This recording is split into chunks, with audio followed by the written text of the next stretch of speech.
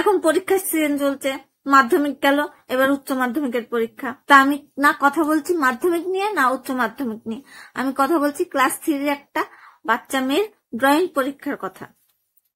তা ওর ড্রয়িং পরীক্ষার খাতায় দেখি লেখা রয়েছে পিটিও। আমি বলি কি ড্রয়িং পরীক্ষার খাতায় পিটিও কেন?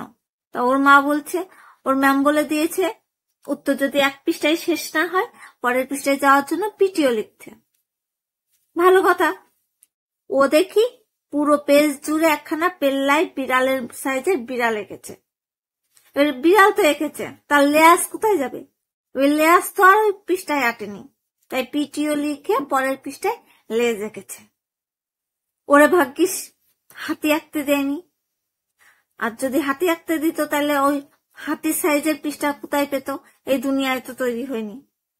নাই তো এই এক পৃষ্ঠায় কান, এক পৃষ্ঠায় সুর, এক পৃষ্ঠায় গলা, এক পৃষ্ঠায় সামনে 2 ঠ্যাং, তারপরে পিটিও লিখে পরের পৃষ্ঠায় 2 ঠ্যাং আর লেজ আঁকা লাগতো।